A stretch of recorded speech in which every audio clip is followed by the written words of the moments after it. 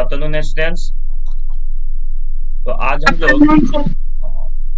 हम लोग fluid mechanics का लास्ट क्लासेस होगा, ये यूनिट 1 का। ठीक है, इसके बाद हम लोग यूनिट 2 को आज इसके बाद हम लोग डिस्कस करेंगे। तो आज का जो लास्ट टॉपिक है, आज दो टॉपिक को हम लोगों को कवर अप करना है। पहला है वेपर प्रेशर और कैविटेशन। ठीक है, वेपर प्रेशर प्रेशर जो समझ जाएगा वो कैविटेशन भी अच्छे से समझ जाएगा। ठीक है, दोनों एक दूसरे से लिंक है। तो सबसे पहले हम जो देखते हैं बात को कि वेपर प्रेशर में हम लोगों को क्या क्या पढ़ना है। ठीक है, तो उसके लिए हम दो चीजों को समझते हैं, पहले दो से तीन चीजों को। पहला हम लोग समझते हैं इवापोरेशन, उसके बाद रहेगा हमारा कंडेंसेशन, और तीसरा रहेगा हमारा तब वेपर प्रेशर। मतलब पहले जो हम लोगों का कुछ भी होगा वो इवापोरेट होगा, फिर कंडेंसेशन होगा, उसके बाद ही हम लोगों का वेपर वेपर प्रेशर आता है। ठीक है,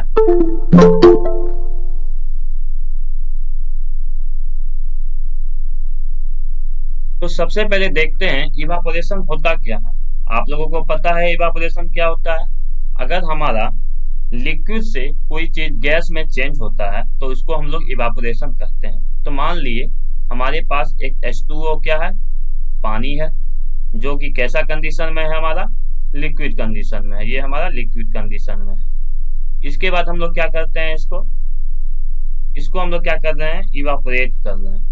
अब ये क्या होगा हमारा, ये किस कंडीशन में चल जाएगा, H2O ही रहेगा, लेकिन किस कंडीशन में रहेगा, हमारा गैसियस स्टेट में।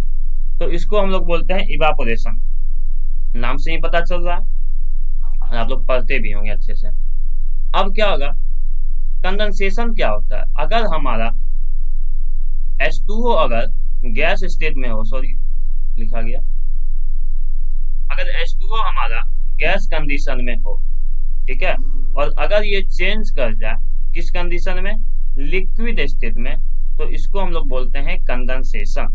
ठीक है, अब आती है बात वेपर प्रेशर का। तो इसको समझने के लिए पहले हम कुछ फिगर बनाते हैं।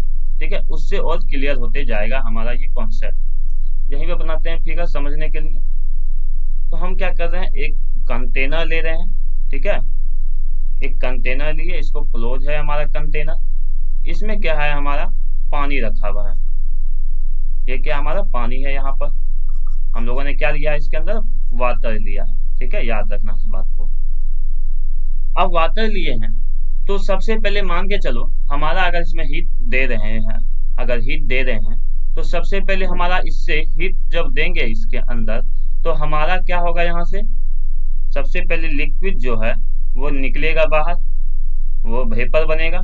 चलो वेपर भी बन गया हमारे पास। ठीक है, वेपर बन गया हमारे पास।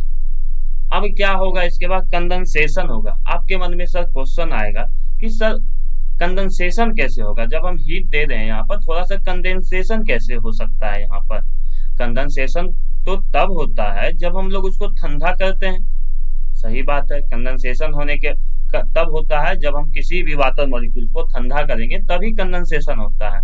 जैसे कि आइसक्रीम कैसे, आइस कैसे बनता है, जो बर्फ जो बनता है उसको कंडेंस किया जाता है, मतलब उसको ठंडा किया जाता है। लेकिन आप तो यहाँ बोले हीट दे रहे हैं, तब यहाँ कंडेंसेशन कैसे हो सकता है। तो देखो होता कैसे है, उसके बीच के हम लोग प्रॉपर्टीज को जानते हैं पहले यहाँ से। अभी हमारे पास मान के चलो हम हीट नहीं दे रहे हैं, अभी हमारे यहाँ पर हीट हीट तो देना ही है। ठीक है, समझो बात को। हीट दिए हमारे पास, मॉलिक्यूल्स हमारे पास यहाँ पर दो था, तीन था, चलो तो तीनों का साइज क्या है, थोड़ा सा अभी कम में है। ठीक है, मतलब डिस्टेंस क्या है, दोनों पार्टिकल के बीच का डिस्टेंस क्या है, थोड़ा कम है। लेकिन धीरे धीरे क्या होगा, ज्यादा जब इवापोरेशन होने लगेगा, अब ये पहला स्टेज पे चल रहे हैं, इवापोरेट हो रहा है मेरा। ठीक है, हीट देने के बाद इवापोरेट हो रहा है। तो जैसे जैसे ज्यादा हमारे पास इवापोरेट होगा तो क्या होगा, हमारे पास बहुत ज्यादा वेपर आ जाएगा। यहाँ पर सबसे पहले क्या आया, वेपर आया हमारे पास स्टीम के कंडीशन में। ठीक है, स्टीम बन गया मेरा वेपर। तो यहाँ दोनों के बीच का जो डिस्टेंस है हमारा वो अभी कम है, लेकिन जैसे जैसे ज्यादा वेपर होगा तो क्या होगा, गैसियस स्टेट में जब ये आ गया है तो इसके बीच का डिस्टेंस क्या होगा, बढ़ जाएगा हमारे पास। क्लियर है बात को। हमको पता है कि गैस में क्या होता है, इंटरमोलिकुलर डिस्टेंस जो होता है वो ज्यादा होता है एज कंपैरिजन टू लिक्विड। जैसे ही मेरा वेपर स्टेट में आ गया तो इसका डिस्टेंस तो बढ़ गया। चलो ये भी बात समझ में आ गया कि पहले डिस्टेंस कम था, अब डिस्टेंस भी बढ़ गया है। तब इसका कॉन्सेप्ट अब आगे देखते हैं। अब क्या हुआ, बहुत ही ज्यादा वेपर आ गया, बहुत ज्यादा। तो क्या होगा, ये पहला मॉलिक्यूल दूसरे मॉलिक्यूल से टकराने लगेगा। हमको पता है कोई गैसियस स्टेट में जब रहता है मॉलिक्यूल्स एक दूसरे से टकराता है, और ऐसा कॉन्सेप्ट हम विस्कोसिटी में भी पढ़ाए थे, मॉलिक्यूलर मोमेंटम ट्रांसफर के बारे में। आप लोगों को शायद याद होगा। ठीक है, तो एक मॉलिक्यूल दूसरे मॉलिक्यूल से यहाँ टकराने लगता है, और इस टकराने के कारण हमारा जो वेपर है वो क्या होगा, ब्रस्ट करेगा। ब्रस्ट मतलब फूट जाएगा, और उस फूट जाने के कारण हमारा यहाँ क्या होगा, जो एक कंडीशन यहाँ लागू होगा, उस फूटने के कारण, ब्रस्ट होने के कारण हमारा ये मॉलिक्यूल जो है चेंज हो जाएगा, कंडेंस हो जाएगा। समझ में आया बात को? मैं फिर से रिपीट कर रहा हूँ कि कैसे कंडेंसेशन प्रोसेस यहाँ पर अकर होता है। बहुत ही अच्छा कॉन्सेप्ट है। अगर आप किसी से पूछोगे कि हम किसी हीट दे रहे हैं तो हमारा क्या हमेशा लिक्विड ही होता, मतलब इवापोरेशन ही होता है? नहीं, हमारा दोनों चीज वहां होता है, इवापोरेशन और कंडेंसेशन दोनों प्रोसेस होता है। लेकिन कंडेंसेशन हम लोगों को दिखाई नहीं देता, लेकिन होता है। तो कैसे होता है समझते हैं बात को फिर से। हम लोगों ने हीट दिया, इसको हीट देने के बाद ये वास्तविक बात है, इसके जो अपर मॉलिक्यूल्स होंगे, जो सरफेस पे होंगे, वो क्या होगा, यहाँ से इवापोरेट होने लगेगा।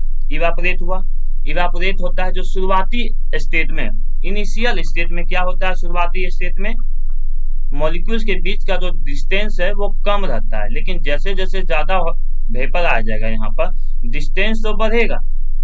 गैसियस स्टेट में आया है तो डिस्टेंस तो बढ़ेगा, लेकिन इसके बाद क्या होगा, डिस्टेंस बढ़ने के कारण, मॉलिक्यूलर मोमेंटम ट्रांसफर ज्यादा होने के कारण, क्या चीज ज्यादा होने के कारण, मॉलिक्यूलर मोमेंटम ट्रांसफर होने के कारण, मतलब एक मॉलिक्यूल दूसरे मॉलिक्यूल्स के बीच का जो मोमेंटम है ये ज्यादा होने के कारण एक मॉलिक्यूल दूसरे मॉलिक्यूल से टकराएगा।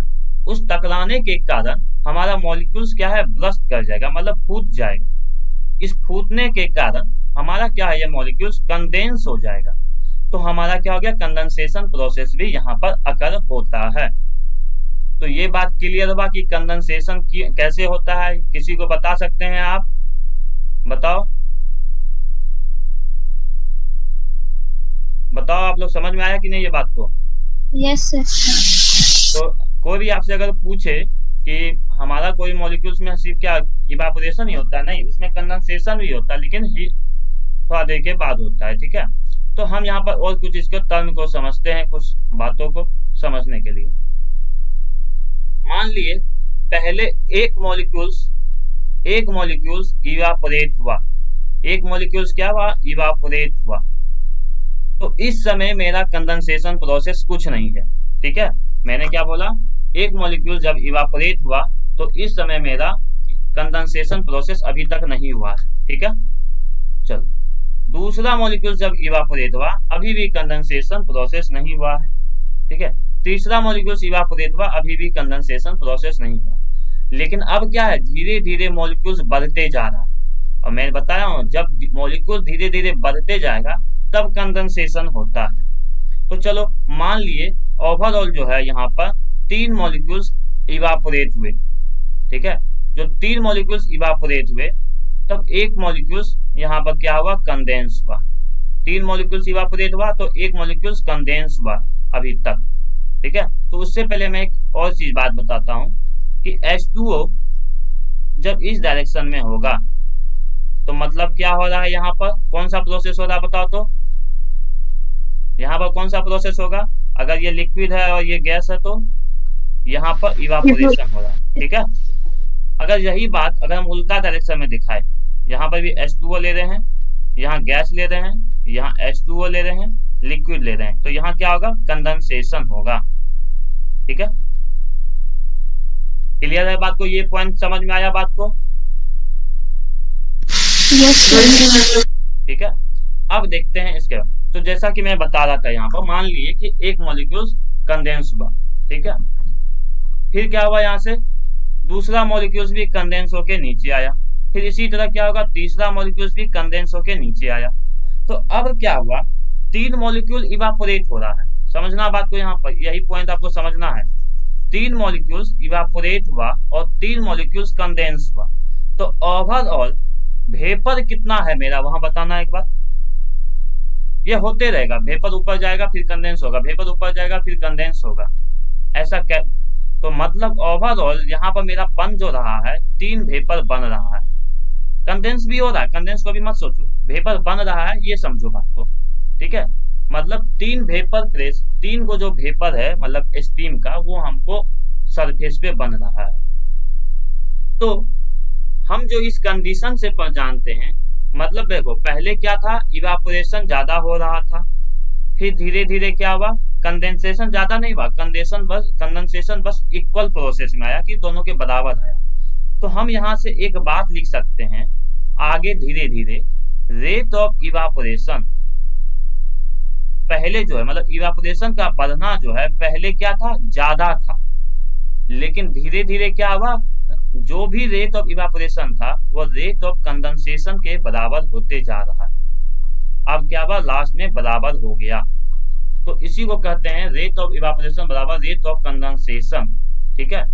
और जब हमारा ऐसा हो जाएगा, जब हमारा किसी भी सॉलिड किसी भी लिक्विड में रेट ऑफ इवापोरेशन बराबर रेट ऑफ कंडेंसेशन होता है, तो उस टाइम जो वेपर होगा, समझना बात को, जब मेरा ऐसा कंडीशन होगा, रेट ऑफ इवापोरेशन बराबर रेट ऑफ कंडेंसेशन जब होता है किसी भी लिक्विड में, उस टाइम जो वेपर होगा, उस टाइम जो वेपर होगा, जैसा कि अभी तीन वेपर था, तो तीन वेपर जो प्रेशर लगाएगा, ये तीन वेपर क्या लगेगा, प्रेशर लगाएगा, और ये तीन वेपर के कारण जो प्रेशर लगेगा, इसी को कहते हैं हम लोग वेपर प्रेशर।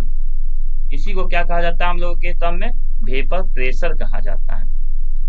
मतलब वेपर प्रेशर बनने के लिए सबसे इंपॉर्टेंट क्राइटेरिया क्या है हमारा, कि रेट ऑफ इवेपोरेशन बराबर रेट ऑफ कंडेंसेशन होना चाहिए। उसके बाद से यहां पर से जैसे ही दोनों इक्वल हो जाएगा, तब हमारा वेपर प्रेशर का बनना स्टार्ट होता है, यहां से स्टार्ट ही होता है। और इसी समय के बाद वेपर प्रेशर बनना स्टार्ट होने के बाद, START होने के बाद ही हमारा लिक्विड जो है बॉइलिंग करता है।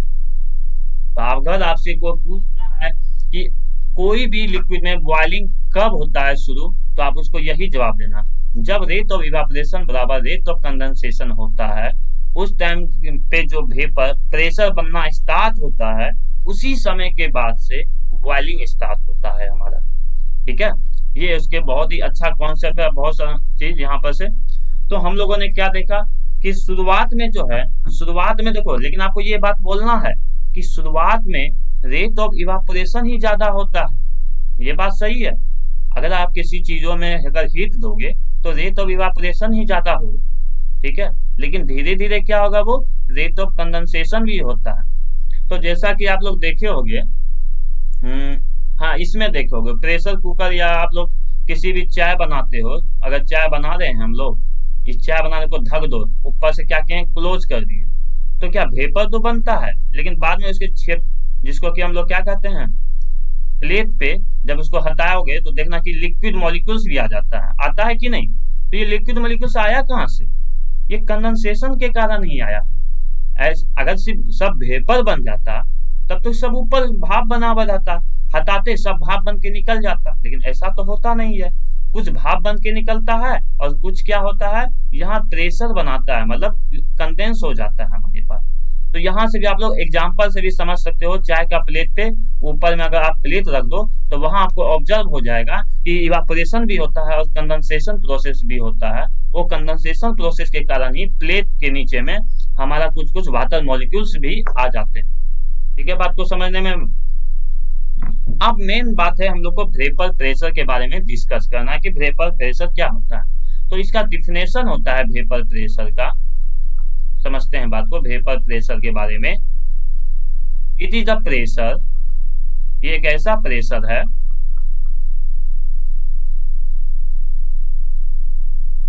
exerted by the liquid which is in equilibrium condition.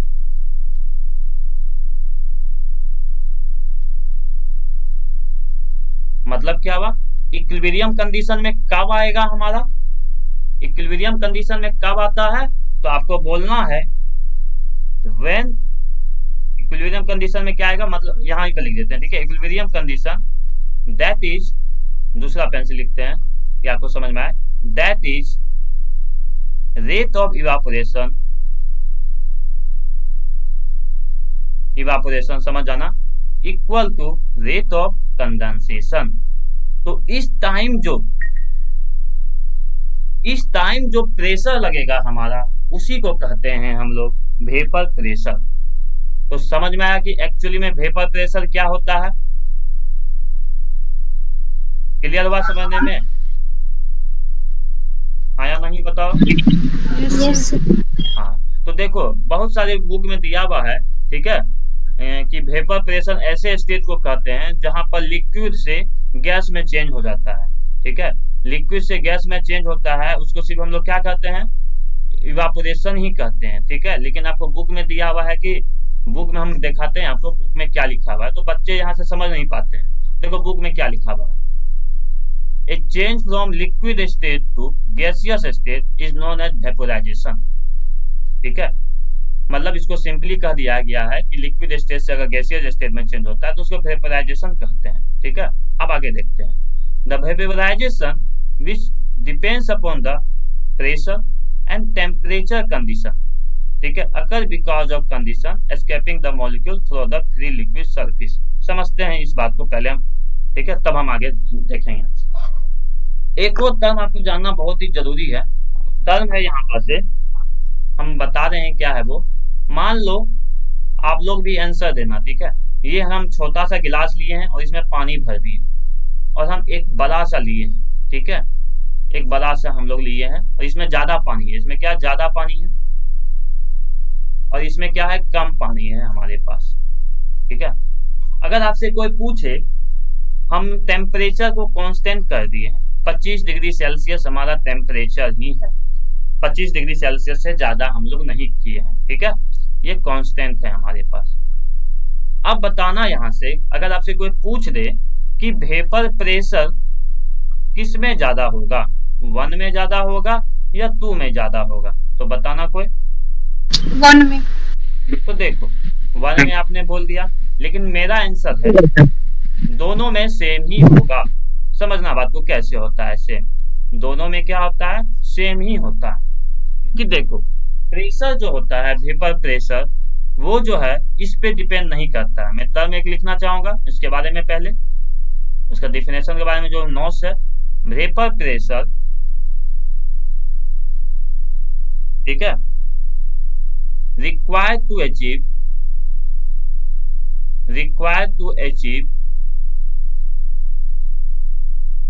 ACH या UV achieve इक्विलिब्रियम लिखे हैं, ठीक है, इक्विलिब्रियम EQM है तो इक्विलिब्रियम हो जाएगा, equilibrium does not depend upon, ये सब आप लोग कॉपी में लिखना, बुक में नहीं है ये सब लिखा हुआ, depend upon the amount of solid or liquid present or on the volume of container। एक नोट से आप लोगों के लिए, इसमें कहा जा रहा है वेपर प्रेशर जो है, जब हमको इक्विलिब्रियम कंडीशन में किसी भी चीजों को लाते हैं, कितना हमको लिक्विड है या कितना वॉल्यूम है, ठीक है, ये कंडीशन नहीं कंटेनर होगा। हमारे पास कितना लिक्विड है, कितना वॉल्यूम है कंटेनर का, ये डिपेंड नहीं करता है, ये सिर्फ और सिर्फ डिपेंड करता है, ये सिर्फ और सिर्फ डिपेंड करता है दो चीजों पे, एक टेम्परेचर पे और एक प्रेशर पे। मतलब क्या हुआ, अगर मेरा प्रेशर बढ़ेगा तो टेम्परेचर भी बढ़ेगा, मतलब वेपर प्रेशर का ही बात हो रहा है। अगर मेरा, मतलब मैं जो यहाँ समझा रहा था, यहाँ 25 डिग्री सेल्सियस था, तो वेपर प्रेशर क्या था यहाँ पर, सेम था। लेकिन अगर हम मान के चलो इसको बढ़ा दे, मान के चलो वेपर प्रेशर यहाँ 10 आया अभी, ठीक है, जब 25 डिग्री था, अगर हम लोग 30 कर दे तब वेपर प्रेशर क्या होगा, चेंज हो जाएगा। 40 कर दे, वेपर प्रेशर क्या होगा, चेंज हो जाएगा। लेकिन अभी भी दोनों में सेम रहेगा। मैंने क्या बोला, वेपर प्रेशर किसी भी ऑब्जेक्ट का जो इक्विलिब्रियम कंडीशन में आने के लिए कंटेनर का वॉल्यूम पे डिपेंड नहीं करता है, ठीक है, वो सिर्फ और सिर्फ डिपेंड किस पे करेगा, टेम्परेचर पे, ठीक है। इसलिए जो है वेपर प्रेशर का एक वैल्यू दे दिया है। अभी हम लोगों ने 25 डिग्री पे बात किया था, ठीक है, तो 25 डिग्री पे वेपर प्रेशर जो होता है वाटर का, ये देखो गिवन दे दिया है 23.8 टॉल। मतलब क्या हुआ, ये कांस्टेंट हो गया है। अब कांस्टेंट हो गया, चाहे आप थोड़ा सा पानी लो, ज्यादा पानी लो, या तालाब ले लो, कहीं पर भी ले लो, इतना ही वेपर प्रेशर आने वाला है। ये चेंज होने वाला नहीं है हमारे पास। समझ में आया पॉइंट को? तो अगर आपसे ऑब्जेक्टिव में पूछा जाता है, if you change the temperature of a liquid then the vapour pressure will be change और नो, तो उसको बोलना है नो। हम सॉरी, अगर हम लोग टेम्परेचर को चेंज करेंगे तो वेपर प्रेशर भी चेंज हो जाएगा, ठीक है। तो ये बात को आपको याद रखना है, तो नोट में करके लिख लेना आप लोग कॉपी में। If we change the temperature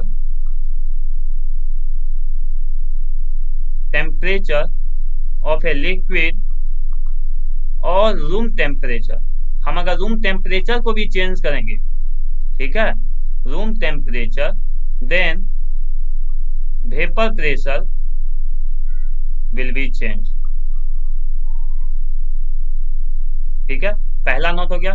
दूसरा पॉइंट आपको क्या रखना है, if we doesn't change the temperature, doesn't change the temperature, change the temperature, it means क्या हो गया, टेम्परेचर क्या है, कांस्टेंट है हमारे पास, ठीक है, टेम्परेचर क्या है हमारे पास, कांस्टेंट हो गया।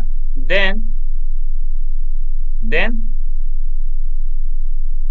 ऑल द वाटर, जितने भी वाटर होंगे सभी का वेपर प्रेशर क्या होगा, सेम ही होगा हमारा, ठीक है। तो ये दो पॉइंट आपको भी दिमाग में रखना है हमेशा के लिए, ठीक है। क्लियर है बात को यहां तक? Yes sir. चलो बहुत बढ़िया। और कुछ बताते हैं?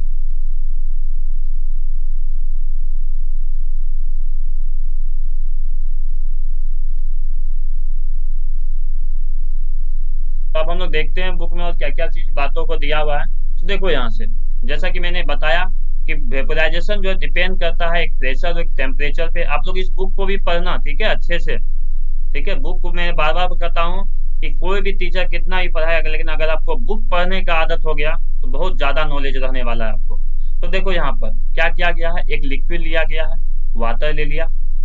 कॉन्फाइन, इसका मतलब समझते हो, कॉन्फाइन का मतलब क्या होता है?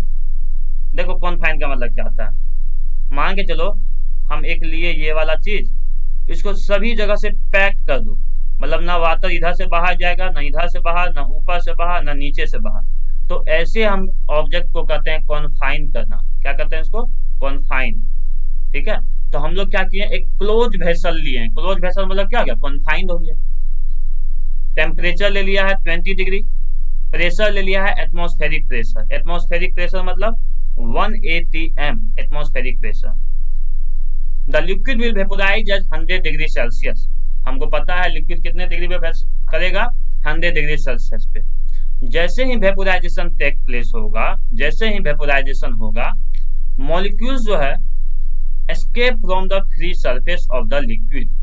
देखो एक और चीज हम बताना भूल गए, सोचो यहां से, इवापोरेशन जो होता है, समझना बात को, इवापोरेशन, कंडेंसेशन और वेपर प्रेशर में अंतर क्या होता है। मान के चलो पानी में आ रहा यहां तक है, तो इवापोरेशन जो होता है ना, सिर्फ और सिर्फ यहीं से होता है। इवापोरेशन जो होता है सरफेस से ही होता है, ये कभी यहीं से होगा। जो भी इवापोरेशन होगा ऊपर से होगा, नीचे से नहीं होता है, ठीक है। उसी तरह कंडेंसेशन भी तो है, ये सरफेस पे ही आएगा। लेकिन वेपर प्रेशर जो होता है ये ओवरऑल होता है, थ्रू आउट द मास, पूरा मास में होता है। तो जैसे ही देखे होगे, शुरुआत में अगर आप पानी को गर्म करो तो सिर्फ और सिर्फ ऊपर में ही आपको दिखाई देगा, लेकिन जब पूरा बॉइलिंग हो जाएगा, पूरा बॉयल होने लगेगा, तब आपको नजर आएगा कि नीचे का पानी ऊपर भी जा रहा है, ऊपर का पानी नीचे भी आ रहा है। ठीक है, तो ऐसा वेपर प्रेशर के कंडीशन में होता है। ठीक है, जब पूरा वेपर प्रेशर बन जाता है। लेकिन जब शुरुआत में जो सिर्फ होता है वो सरफेस से ही होता है। तो यही बात यहाँ पर आगे फिर लिखा गया है, वेपर मॉलिक्यूल जो होता है, हाँ, एस्केप करने लगता है free surface of the liquid. फिर वेपर मॉलिक्यूल जो है accumulated in space between the free liquid surface and top of the vessels. The accumulated vapor exerts a pressure on the liquid surface. This pressure is known as vapor pressure. देखो, इस book में जो समझाया गया है, तुम यहाँ पे एक सिंपल परिभाषा में दे दिया गया, जैसे आप लोग जानते होंगे। बुक का देखो परिभाषा आपको आसान लगा होगा, लेकिन एक्चुअल में ये कंडीशन होता है वेपर प्रेशर का होने का। अब बुक के हिसाब से हम बताते हैं, देखना कितना आसान लगेगा, लगेगा कि ये सब तो पहले से होता है सर, लेकिन और बहुत सारे बात होते हैं जो बुक में भी नहीं। सिंपल समझो कि बुक में क्या बताया गया। ये एक क्लोज वेसल्स ले लिया, इसमें क्या किया, पानी भर दिया है हमारे पास, बुक का हिस्सा समझा रहे हैं, इसमें पानी भर दिया। ठीक है, अब हमको पता है 100 डिग्री सेल्सियस पे जैसे आएगा तो यहाँ से क्या होगा, यहाँ का जो फ्री सरफेस पे मॉलिक्यूल्स होगा वो क्या करेगा, ऊपर चल जाएगा, स्टीम बनेगा। स्टीम बनेगा यहाँ से, और स्टीम बनने के कारण क्या होगा, यहाँ पर टॉप सरफेस पे क्या होगा, प्रेशर लगाएगा, और यही प्रेशर नीचे भी लगाएगा। ठीक है, पूरा भर जाएगा जब यहाँ पर, ये प्रेशर ऊपर भी लगाएगा, प्रेशर नीचे भी लगाएगा। तो ये जो प्रेशर नीचे जो लगा रहा है, इसी को कह दिया है वेपर प्रेशर। अब बताओ, बुक में ये सब बात दिया हुआ था, ये तो हम लोग 10 से पढ़ते हुए आ रहे हैं कि ऐसा होता ही है। 8, 9, 10 में भी पढ़े थे कि हमारा जब वेपर प्रेशर क्या होता है, अगर pressure exerted in the liquid surface equal vapour pressure, ये तो 8, 9, 10 में भी पढ़े थे। लेकिन अब हम जब फ्लूइड मैकेनिक्स पढ़ रहे हैं तो कुछ अलग नॉलेज चाहिए ना यहाँ पर समझाने के लिए, तो वो अलग नॉलेज आपको यहाँ पर है कि कैसे होता है, क्यों वेपर प्रेशर सही में एक्चुअली कैसे होता है। तो रेट ऑफ इवेपोरेशन जैसे इक्वल होगा, वहां पर से वेपर प्रेशर बनना स्टार्ट ही होगा। इस बात को बोलना, जब ये इक्वल हो जाएगा तब वेपर प्रेशर बनना स्टार्ट होगा, मतलब यहां से ही अब बॉइलिंग स्टार्ट हुआ, बॉइलिंग स्टार्ट अब शुरू हुआ है। अब यहां से मान के चलो 150-80 डिग्री तक, तो यहां से यहां तक में जो टोटल प्रेशर होगा, टोटल को कहते हैं वेपर प्रेशर। ये मतलब होता है एक्चुअल में। ठीक है, तो आप मेरे ख्याल से आप लोगों को बुक के टर्म में भी और मेरे टर्म में भी समझ में आ जाना चाहिए कि एक्चुअल में क्या हो रहा है। ठीक है, तो अब और बात कहा जा रहा है जैसे, तो आप इसी हिसाब से आप लोग बुक को पढ़ना यहाँ से कि एक्चुअल में क्या होता है। ठीक है, जैसे कि कुछ दिया हुआ है, हम लोग सेम लिक्विड ले रहे हैं 20 डिग्री सेल्सियस पे एटमॉस्फेरिक प्रेशर पे। ठीक है, और क्लोज वेसल्स ले रहे हैं। अब pressure above the liquid surface is reduce. देखो यहाँ पर भी एक टर्म समझाया, बहुत ही अच्छा चीज समझाया है, समझना बात को। सेकेंड पैराग्राफ समझना, मैं ये पैराग्राफ समझाने की कोशिश कर रहा हूँ। देखो यहाँ से, यहाँ पर पहले कंडीशन में एक क्लियर कर दिया कि 20 डिग्री सेल्सियस लिए 1 एटमॉस्फेरिक प्रेशर पे। मैंने पहले बताया था ना कि हमारा जो है वेपर प्रेशर किस पे डिपेंड करता है, प्रेशर एंड टेम्परेचर, ये याद रखना। ठीक है, तो पहले पैराग्राफ, सेकेंड पैराग्राफ में जो बताया गया था 20 डिग्री सेल्सियस लिए थे और एटमॉस्फेरिक प्रेशर। अब ये थर्ड पैराग्राफ में देखो क्या कर रहा है, हम लोग 20 डिग्री सेल्सियस ही लिए, एटमॉस्फेरिक प्रेशर ही लिए हैं, लेकिन प्रेशर को जो हम लोग कम कर दिए, एटमॉस्फेरिक प्रेशर को कम कर दिए, तो इस कारण से बॉइलिंग टेम्परेचर भी हमारा क्या होगा, कम हो जाएगा। ठीक है, और if the pressure is reduce it becomes equal और less than the vapour pressure. ठीक है, the boiling of the liquid will start for the temperature of the liquid is 20 degree Celsius, thus a liquid may boil even at ordinary temperature। देखो यहाँ पर यही बात बता रहा है कि अगर हम किसी लिक्विड का टेम्परेचर को सेम ही रहने दिए, लेकिन एटमॉस्फेरिक प्रेशर को हम लोग घटा दिए, प्रेशर को घटा दिए, तब हमारा क्या होगा, बॉइलिंग टेम्परेचर भी क्या हो जाता है, यहाँ से कम हो जाता है। तो इसी पे हम एक और बताना चाहेंगे, आपको मैं बता रहा हूँ, एक सेकेंड रुकना, मैं इसको लिख के लाया हूँ आप लोगों के लिए।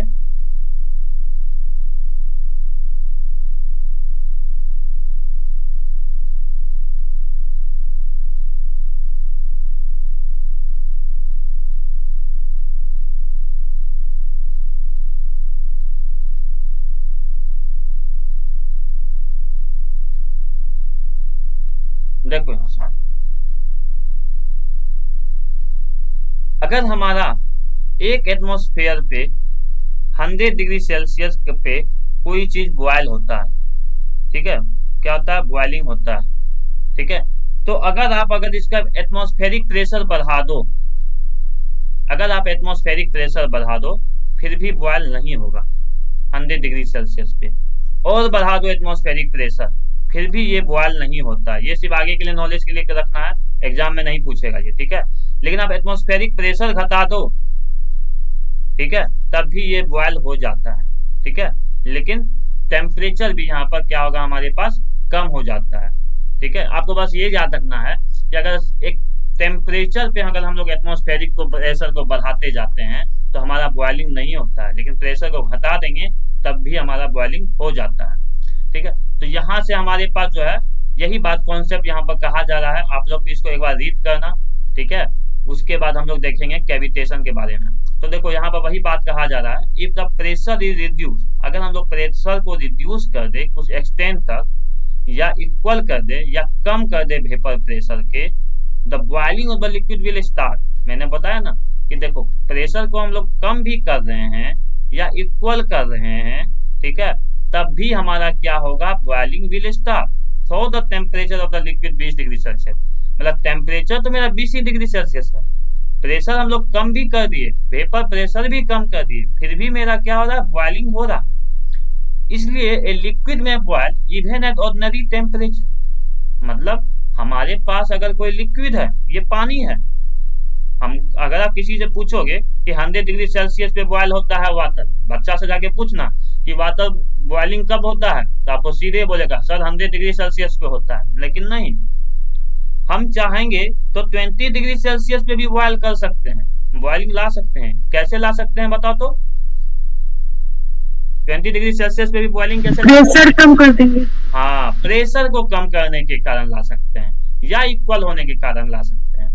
तो एक्चुअल में जब आप प्रेशर कुकर आज देखे होगे तो प्रेशर कुकर में सुनते होगे कि खाना जल्दी पक जाता है। वहां पर क्या होता है, देखो वहां पर क्या होता है, वहां पर क्या होता है, टेम्परेचर बढ़ाने के कारण हमारा बॉइलिंग और बढ़ते जाता है, ठीक है। वहां पर हम लोग प्रेशर जो है, वेपर प्रेशर को वहां हम लोग नहीं बढ़ाते हैं, वहां टेम्परेचर बढ़ाते हैं, ये बात रखना। और हमको पहले बता दिए प्रेशर जो है, वेपर प्रेशर दो चीजों पे डिपेंड करता है, टेम्परेचर और वेपर प्रेशर पे।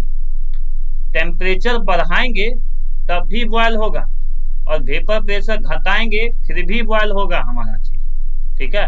तो प्रेशर कुकर में क्या होता है, टेम्परेचर बढ़ने के कारण, वेपर प्रेशर के घटने के कारण हमारा तुरंत जल्दी बॉयल हो जाता है, ठीक है। तो यही बात हमारा यहाँ कहा गया है, if the pressure above the liquid surface is reduced so as to be equal or less than the vapor pressure of the liquid at that temperature। मतलब यहाँ पर देखो इस बात से क्लियर हुआ कि हम लिक्विड को बॉयल जो है ऑर्डिनरी टेम्परेचर पे भी कर सकते हैं। कब कर सकते हैं, जब हम वेपर प्रेशर को या तो इक्वल कर दे या तो लेस देन वेपर प्रेशर कर दे, तब भी हमारा बॉयल हो जाता है। तो ये कॉन्सेप्ट था हमारा वेपर प्रेशर का। तो मेरे ख्याल से क्लियर हो गया होगा समझने में, ठीक है। यहाँ से उतना क्वेश्चन नहीं पूछा जाता है, लेकिन नॉलेज होना चाहिए कि एक्चुअल में वेपर प्रेशर क्या होता है। ये सब चीज से ज्यादा क्वेश्चन नहीं, एक दो बस ऑब्जेक्टिव उठा सकता है यहाँ से, ठीक है। नेक्स्ट हम लोग जानते हैं कैविटेशन क्या होता है। तो कैविटेशन को समझने के लिए हम लोग एक और फिगर ड्रॉ करते हैं, समझते हैं बात को। कैविटी का मतलब समझते हैं, कैविटी का मतलब बताओ आप लोग। No sir. सुनते होंगे दांत में कैविटी हो गया, प्रचार आदमी सुनते होंगे, ठीक है। यस। कैविटी मतलब गड्ढा हो जाना, समझ में आया बात को। ठीक उसी प्रकार से कैविटेशन भी एक प्रोसेस है उसी टाइप से। देखो क्या करता है, ये एक्चुअली में जो होता है ये मैकेनिकल का पार्ट है, ठीक है, मैकेनिकल में होता है। लेकिन फ्लूइड मैकेनिक्स जो होता है दोनों को पढ़ना होता है, सिविल इंजीनियरिंग को भी और मैकेनिकल इंजीनियरिंग को भी।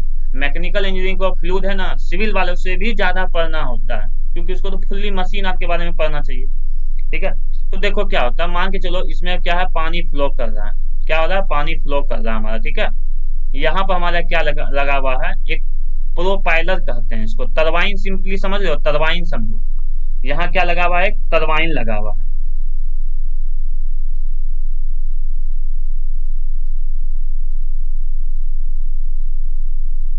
ये क्या है, हमारा टरबाइन लगा हुआ है जो रोटेट करता है, ठीक है, ये रोटेट करता है। अब सिंपली समझना हम जो बताने क्या बता रहे हैं, कैविटेशन फिर दिमाग में रह जाएगा कि एक्चुअल में क्या होता है। हम क्या बोल रहे हैं कि किसी एक पॉइंट पे किसी एक पॉइंट पे किसी एक पॉइंट पे क्या हुआ हमारा, अगर प्रेशर जो है, सिंपली सिंपली जो हम कर रहे हैं, सुनो बात को, हम क्या बोले, प्रेशर जो है वो कम हो गया। किससे कम हो गया? वेपर प्रेशर से। अब थोड़ा देर पहले हम बताए थे कि अगर कहीं पर प्रेशर वेपर प्रेशर से कम हो जाए तो क्या होता है, बताओ जल्दी। टेम्परेचर भी कम हो जाता है। टेम्परेचर का मतलब, और क्या होता है, बॉइलिंग स्टार्ट होता है। Yes sir. हाँ, तो देखो, अगर किसी कैविटेशन कैसे फॉर्म होता है इसके बारे में हम बता रहे हैं, ठीक है। सुनो बात को, अगर किसी पॉइंट पे या कोई मॉलिक्यूल्स, किसी भी चीजों के अंदर अगर हमारा मॉलिक्यूल्स का अगर जो प्रेशर है वो कम हो जाए, वेपर प्रेशर से कम हो जाए। देखो थोड़ा देर पहले अभी हम यहाँ समझाए हैं, देखो यहाँ पर कहाँ गया, ऊपर है, देखो हम लोगों ने क्या किया था, लिक्विड सरफेस पे जो प्रेशर था उसको कुछ कम कर दिया था, ठीक है, बॉइलिंग टेम्परेचर भी कम हुआ था, ठीक है। लेकिन हम जो प्रेशर जो कम किए थे या इक्वल किए थे या और कम कर दिए थे, किससे, वेपर प्रेशर होने के कारण, तो इससे क्या हो गया था, हमारा बॉइलिंग इवन ऑर्डिनरी टेम्परेचर पे भी शुरू हो गया था, ठीक है। वही कॉन्सेप्ट यहाँ पर हम समझा रहे हैं कि अगर किसी पॉइंट पे, कोई भी पॉइंट मान लो, अगर मेरा प्रेशर कम हो जाए वेपर प्रेशर से, ये प्रेशर कहाँ पर लग रहा होगा, लिक्विड सरफेस पे, समझना बात को, ये प्रेशर लिक्विड सरफेस पे लग रहा है और वेपर प्रेशर इसके कारण यहाँ पर जो बन रहा होगा, वेपर प्रेशर ज्यादा है, प्रेशर मेरा कम है। अगर ऐसा हो जाता है तो हमको कंडीशन पता है, ऐसा होने के कारण बॉइलिंग स्टार्ट हो जाता है। बॉइलिंग स्टार्ट हो जाएगा तो हमारा मॉलिक्यूल्स क्या होगा, एक स्टीम का फॉर्म करेगा, स्टीम बन जाएगा। जैसे बॉइलिंग स्टार्ट हो गया तो स्टीम बन जाएगा। अब देखो यहाँ से, जैसे ही स्टीम बना, अब सिंपली समझो, ये स्टीम बना, पहले यहाँ पहुंचा गैस मॉलिक्यूल्स में, यहाँ पहुंचा, फिर क्या होगा, ये टरबाइन से टकरा जाएगा। क्या हुआ, फिर टरबाइन से ये टकरा गया। टकराने के बाद क्या होगा, ये जैसे ही ये टरबाइन से टकराएगा तो ये क्या होगा, ब्रस्ट कर जाएगा, फूट जाएगा। स्टीम क्या होगा, फूट जाएगा, ब्रस्ट कर जाएगा। और इस ब्रस्ट करने के कारण, अब देखो, एक ही मॉलिक्यूल्स तो यहाँ होगा नहीं, बहुत सारा मॉलिक्यूल्स होगा, जिसका जिसका क्या होगा, प्रेशर कम हो जाएगा वेपर प्रेशर से, तो सब बहुत सारा मॉलिक्यूल्स क्या होगा, इससे टकराते रहेगा और ये हमेशा टकराते रहेगा। तो इस कारण से क्या होगा, ये इस मॉलिक्यूल जो, ये टरबाइन जो है, ये इरोजन होने लगेगा। इरोजन मतलब जैसे सॉइल इरोजन जानते हैं कि मिट्टी बह जाना, तो उसी तरह टरबाइन का मटेरियल भी क्या होगा, बहने लगेगा। समझ में आया? और टरबाइन का मटेरियल जब बहने लगेगा तो क्या होगा, ये टरबाइन धीरे धीरे खराब हो जाएगा, वर्केबिलिटी इसका घट जाएगा और फिर हमको क्या करना पड़ेगा, दोबारा लगाना पड़ेगा इसको, टरबाइन को। तो एक्चुअली में जो कैविटेशन होता है इसी को कहते हैं। तो main condition of the cavitation जो होता है हमारा, यही होता है कि प्रेशर किसी पॉइंट पे मेरा वेपर प्रेशर से कम नहीं होना चाहिए। इसी पॉइंट को हम लोग कहते हैं कैविटेशन। तो ये पूछा जाता है एग्जाम में कि what is the main reason of cavitation. Main reason क्या है कैविटेशन होने का, तो उनको यही बोलना है कि if the pressure is less than the vapour pressure then the cavitation occurs. Main reason उनको यही देना है। तो अगर हम यहाँ पर बुक के हिसाब से समझाए तो देखो यहाँ से, now consider a flowing liquid in the system. If the pressure at any point in the flowing liquid becomes equal or less than the vapor pressure, मैंने बोला ना वेपर प्रेशर से कम हो जाएगा, the vaporization of the liquid start, the bubble of this vapor are carried by the flowing liquid into the region of high pressure।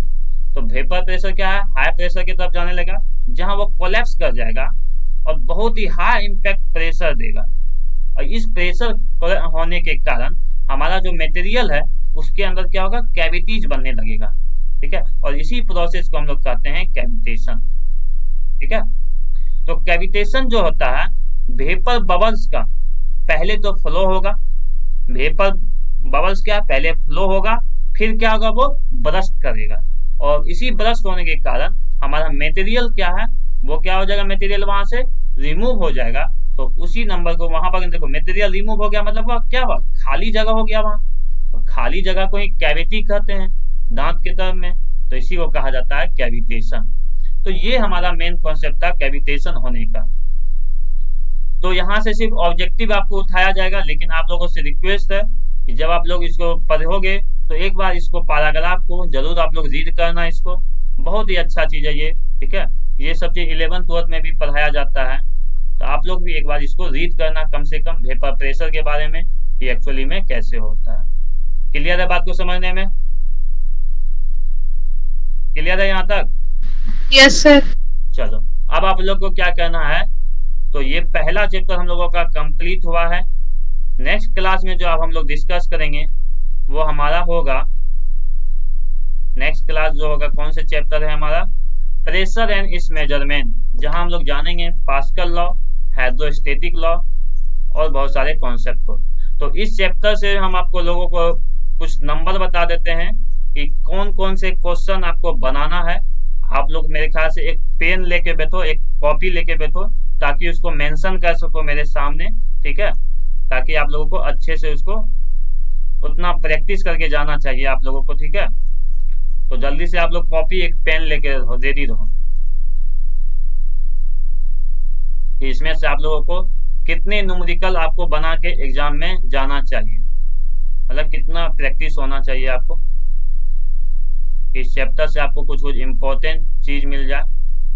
ठीक है, सबसे पहला इम्पोर्टेंट चीज तो आप लोगों को यहाँ से ये याद रखना है कि सारे का जितने भी प्रॉपर्टीज ऑफ फ्लूइड हैं, सभी का फॉर्मूला, सभी का यूनिट, सभी को कैसे कन्वर्सन करते हैं, सभी का सिंबल, सभी का याद होना चाहिए। ये यहाँ से बहुत ही इम्पोर्टेंट।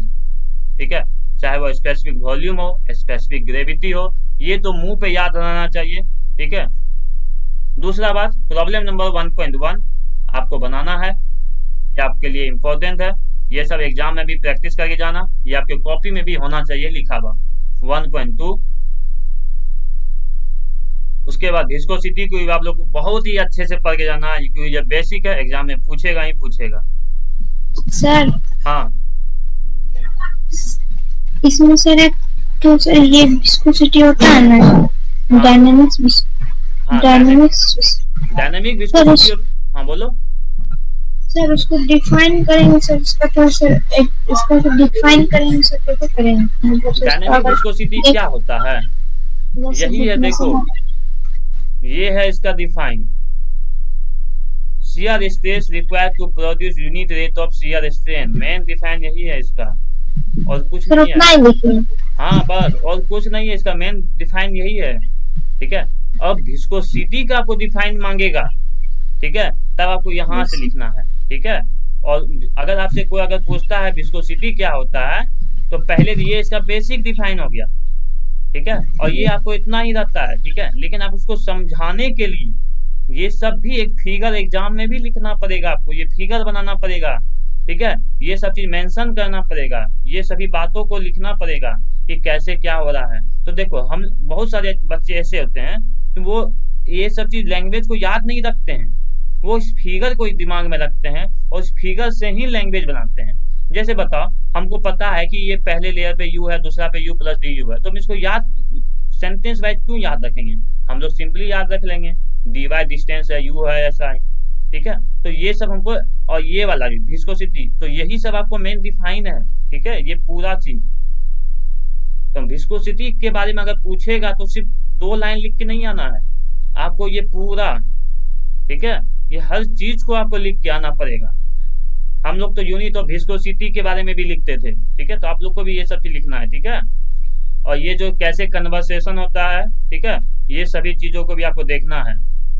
उसके बाद काइनेमेटिक विस्कोसिटी मैंने बताया भी था गेट के एग्जाम में, समझो गेट के एग्जाम में 1 मार्क्स में ये पूछा गया था हमसे 2021 किस का बात कर रहे हैं? जब हम 5 फरवरी को मेरा एग्जाम था, इस बार हमसे यही क्वेश्चन पूछा गया था, what is the unit of kinematic viscosity.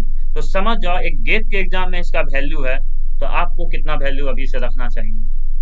ठीक है, उसके बाद अगर हम बात करें टाइप्स ऑफ फ्लूइड, बहुत ही इंपॉर्टेंट, 4 मार्क्स के लिए आप लोग याद रखना है पूरा। ये फिगर के साथ आपको ये टाइप्स ऑफ फ्लूइड पूरा याद रखना है। 4 मार्क्स में ये क्वेश्चन आता है। ठीक है, उसके बाद क्वेश्चन का बात करें 1.3 प्रैक्टिस करना है आप लोगों को, 1.4, 1.5 ये सारा आपको एग्जाम में जब जाओगे तो प्रैक्टिस करके ही जाना है। 1.6, ठीक है। इसके बाद जो भी क्वेश्चन है जैसे 1.6, ये जो है 1.7, ये आपके लिए सेल्फ प्रैक्टिस के लिए आप लोग बनाओ, दिक्कत हो तो पूछो। ठीक है, ये सब चीज भी आप लोग को सेल्फ प्रैक्टिस के लिए है। ठीक है, तो ये हम सर हाँ बोलो। 1.7 और 1.9 नहीं सॉल्व करते। 1.7 और 1.9। 9 चलो ठीक है, नेक्स्ट क्लास में हम पहले यही डिस्कस करेंगे, यही दोनों को हम बताएंगे। ठीक है, कैसे इसको बनता है। तो मैं अभी बस टिक लगा रहा हूँ कौन कौन से क्वेश्चन आपको बना के जाना है। 1.8,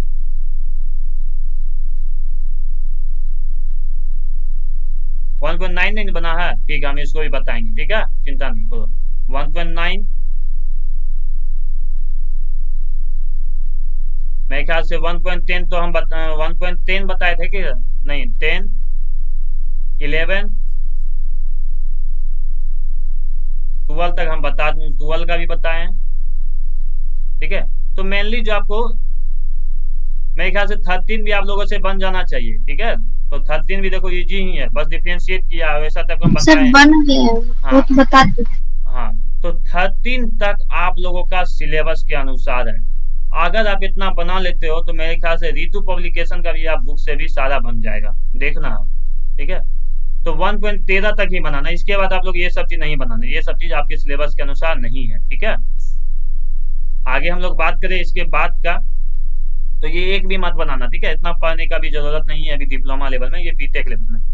थर्मोडायनेमिक प्रॉपर्टीज मैंने बताया था, यहाँ से सिर्फ ऑब्जेक्टिव उठाया जाता है, तो रीड करना है आपको, जरूरी है। डायमेंशन ऑफ आर ऑब्जेक्टिव के लिए, आइसोथर्मल प्रोसेस का ऑब्जेक्टिव, एडिवेटिव प्रोसेस का भी ऑब्जेक्टिव। ठीक है, उसके बाद ये सब क्वेश्चन देख लेना, एक बार कम से कम देख सकते हो। ठीक है, एक बार ज्यादा से ज्यादा आप लोग ये सब देख सकते हो, 1.20, 1.21। ठीक है, फिर ये सब क्वेश्चन उतना इंपॉर्टेंट नहीं है, 22 इंपॉर्टेंट नहीं है आपके लिए। ठीक है, कंप्रेसिबिलिटी आपके लिए इंपॉर्टेंट है, सिलेबस में भी मेंशन किया हुआ है, डिफिनेशन ऑफ कंप्रेसिबिलिटी, तो इसको भी एक बार देख सकते हो। रिलेशन भी आएगा इससे, ये भी पूछा जाता है। तो देखो, अगर आपसे कोई कंप्रेसिबिलिटी के बारे में सिर्फ पूछता है या बल्क मॉड्यूलस के बारे में, तब उसको देखो सिर्फ डिफाइन करके नहीं छोड़ सकते हो, उसको जो अगर कॉपी में लिखना है, क्योंकि देखो 4 मार्क्स एक वैल्यू रखता है, आपको 22, 23, 24 पेज दिया जाता है, तो उसको जो है हम लोग अगर ये 6 मार्क्स में अगर मेरे पास क्वेश्चन दे दिया जाए कि define the compressibility and bulk modulus, तो हम देखो उसको कितना डिफाइन करेंगे। एक तो पहला वो पूरा पेज, उसके बाद ये सब भी हम डिफाइन करेंगे, ताकि हमको 6 का 6 मिले, हमको कुछ भी मार्क्स छूटे नहीं। हम नहीं चाहते हैं कि हम 2 लाइन लिख के छोड़ दें, और अगर हम इतना लिखे तो हमको वो 6 तो देगा ही। ठीक है, तो ये होता है फ्लूइड में न्यूमेरिकल्स का मार्क्स लाने का। 1.23 बनाना है आप लोगों को, 1.24, ठीक है, बस इसके बाद नहीं। फिर देखो सरफेस टेंशन मैंने पूरा पढ़ाया है और अच्छे तरीका से। ठीक है, तो आप इसको अच्छे से देखना। उसके बाद ये क्वेश्चन देखो, एग्जाम में डायरेक्ट क्वेश्चन पूछता है कि right the define the surface tension on liquid door plates, direct question पूछता है, यही सिर्फ इतना लिखा हुआ रहेगा और कुछ नहीं। ठीक है, तब ये पूरा प्रूव करना रहता है, मैं आपको क्वेश्चन भी दिखाऊंगा, ये पूरा प्रूव करना रहता है। तो मेरे ख्याल से आप लोग प्रूव करने भी सीखे होंगे, हम बता चुके हैं कैसे प्रूव होता है, तो आप लोग को प्रूव भी करना है। फिर होलो बबल का भी है, लिक्विड जेट का भी है, तो 3 कंडीशन है मेरे ख्याल से, तो इसको आप लोग ये भी क्वेश्चन बनाओगे। 1.25 मैंने इसका क्वेश्चन भी बताया है। 26, तो आप सरफेस टेंशन का लगभग सब क्वेश्चन जानते होंगे जितना बताए हैं। ठीक है, और सबको प्रैक्टिस करना है। कैपिलरिटी भी मैंने पढ़ा, हाँ, और ये भी क्वेश्चन आता है कैपिलरिटी क्या है, उसका एक्सपेंशन क्या है, यहाँ से कैपिलरी राइज का डायरेक्ट फॉर्मूला पूछा जाता है। ठीक है, ये प्रूव करने भी आता है एग्जाम में।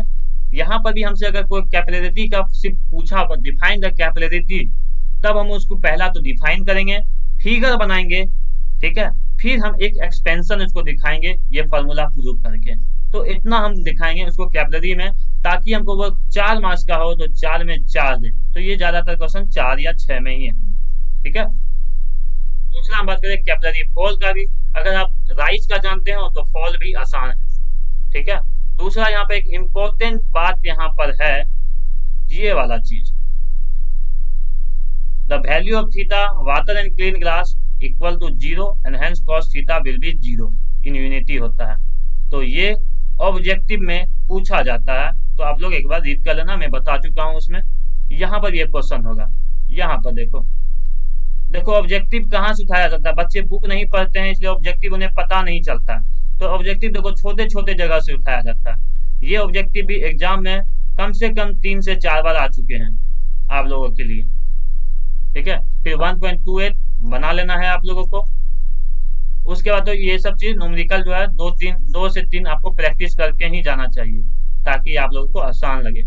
बस 30 तक बना लोगे तो चलेगा, 21, 22 ये सब भी सेल्फ प्रैक्टिस के लिए यहीं तक बनाना है। ठीक है, यहाँ तक ही, मतलब 31 तक। तो मैंने हर चीजों को बता दिया है, मैंने आपको कॉपी में ही बोला है कि कहाँ से कौन कौन क्वेश्चन बनाना है।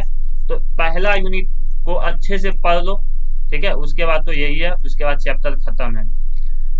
अगर आप देखो फ्लूइड मैकेनिक्स, अगर इस बार अगर आप लोग अच्छे से पढ़ लोगे तो आगे कभी दिक्कत नहीं होगा। ठीक है, और टोटल मिला के 8 यूनिट है इसमें, जैसा कि मैंने सिलेबस में ही बताया था मैंने कि टोटल है इसमें 4 सेमेस्टर। मैं एक बार सिलेबस खोल के दिखाता हूँ।